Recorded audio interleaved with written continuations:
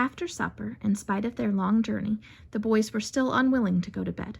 They had only just arrived and had hardly had time to realize they were there. "Let's just go and look at the river," said Tolly. It was a soft, warm night with a hunter's moon just rising.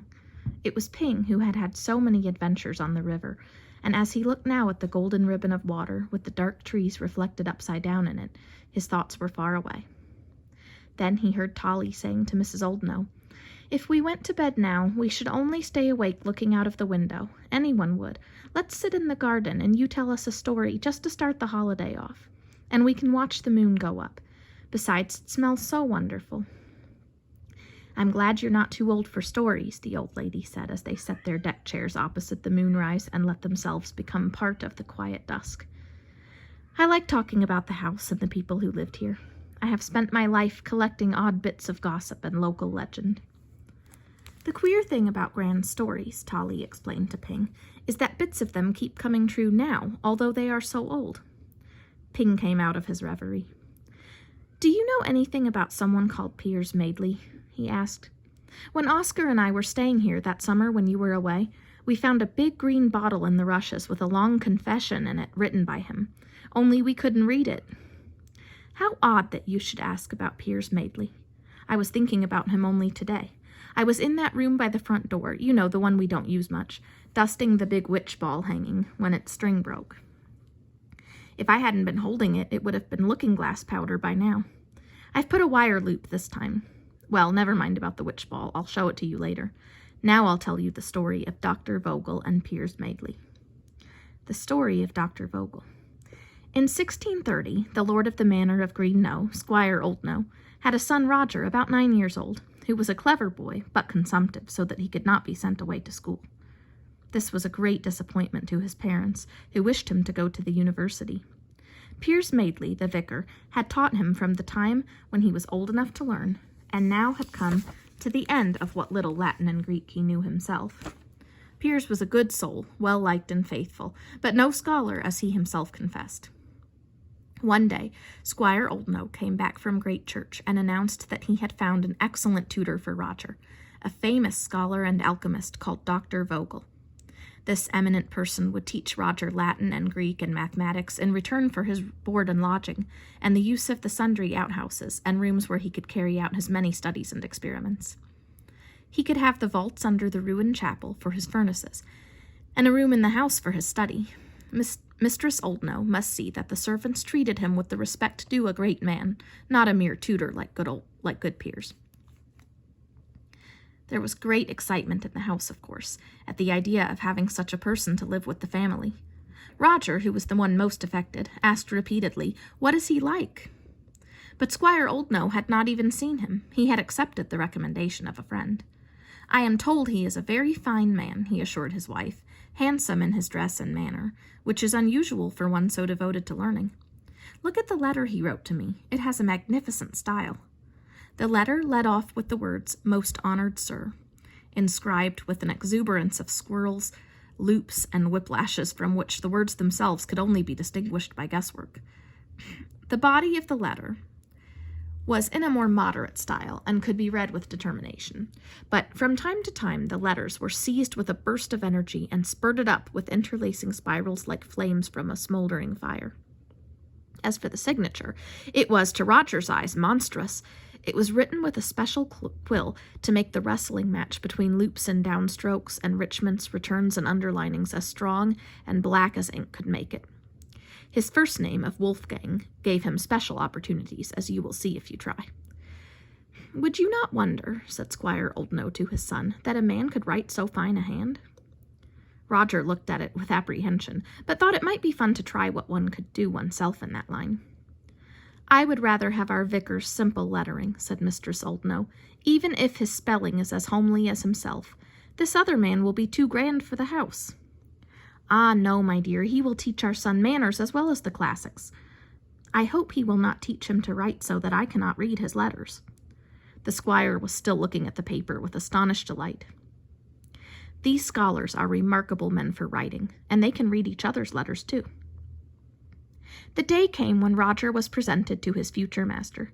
He saw a tall, deep-chested man with long, unruly black hair, tufted eyebrows, and a great deal of black beard. Within the curls of his beard could be seen a very small, very red mouth. His nose was prominent and pointed. It pointed almost as much as his long first finger, which, in spite of the courtly play of his hands, unruffling his lace cuffs, touching his heart, trifling with his cravat, gesturing like a Frenchman, seemed constantly to be pointing at something admired, despised, coveted, or commanded.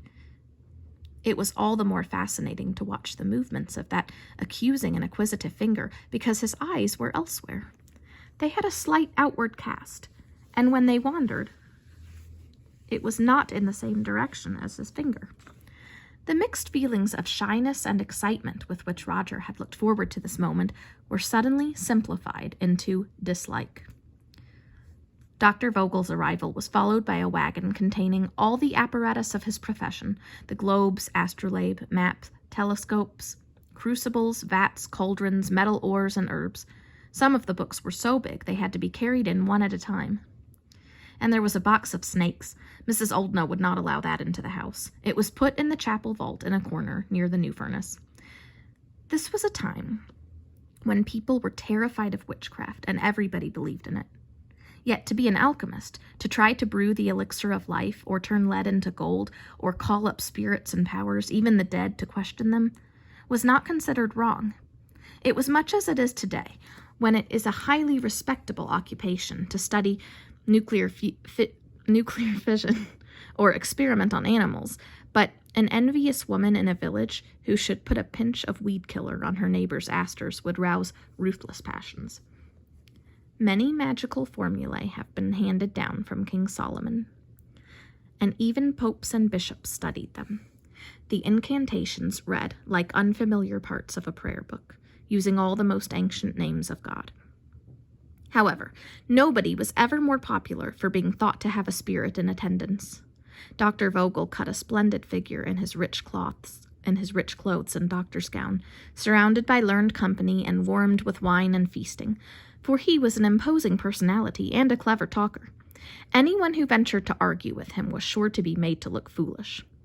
Many learned men from Great Church came to talk with him, so that Squire Oldknow was proud to have such a celebrated man in his house, though it cost him a lot in entertainment.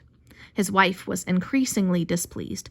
She said he caused endless work and never gave a word of thanks. And good Piers Madeley, vicar of Pennysoke, left the house after an hour spent with Dr. Vogel, shaking his head and saying, "Blessed are the poor in spirit." The servants, who saw the visitor so honored in the hall, saw him also at work in his vault, wearing only vest and long hose, while he stirred his mixtures, dissected dead dogs, or fed live frogs and mice to his snakes. They feared his fierce black eyes, with their outward cast. Whichever eye you met was brilliant, but you weren't sure if that was the one he was looking at you with. Then suddenly the two would be swiveled into focus, and the effect was of being held like a specimen between tweezers. His language, when he was interrupted, was hair-raising. There was a great deal of whispering among the servants. Roger, too, was disconcerted by those independently moving eyes. But the lessons were much less stern than they might have been. In those days, schoolboys were harshly treated. No allowance at all was made for youth. The more discipline, the better. Dr. Vogel was on the whole a negligent teacher. He was busy with his own reading or writing or charts of stars, wearing glasses that magnified his roving eyes to the size of a horse's. His quill, as he wrote, gave loud squawks. He gave Roger a Greek or Latin book to read and left him to it. Roger had no companion to play with or to idle with. To sit doing nothing was more tedious than to work. He knew enough of the languages to be able to read with some guesswork. Even when he was made to read aloud or construe, Dr. Vogel only gave him the occasional attention of one eye, or when he made a mistake, the long first finger would be lifted from its following of the print in a huge tome to be pointed momentarily at him. The finger, in fact, was often used when the eyes had given no sign. The so-called lessons were no hardship. It was only when he looked up from his work to find both Dr. Vogel's eyes fixing him that Roger felt a kind of cold pang. As time went on, the doctor's mannerisms occupied more and more of his attentions. He did such odd things that Roger felt he had to watch, to see how often they happened. When he came into the room, for instance, and Roger stood up to greet him, The doctor held the door open and looked down before he closed it, as if a little person or an animal were following him in. And sometimes when he was deep in one of his books of diagrams and breathing heavily as if in excitement, he would twitch one shoulder and say, "Leave me alone." And sometimes that finger would point, not at Roger, but at an empty space, and be meaningfully wagged. Mrs. Oldknow paused, and for a moment they all sat silent. They watched the flight of the bats zigzagging, reversing, and zooming, seen only as rapid blurs in the new night, but etched sharply, black and detailed, when they passed in front of the moon. On a branch of the acacia tree, 2 young owls were sitting side by side. Now and again one would turn and give its fierce baby cry. The moon had just cleared the distant trees. It looked too heavy to rise any further, and was the color of a tangerine. The garden seemed to be waiting. After a while, Mrs. Oldknow continued, things began to go wrong, things no one could explain.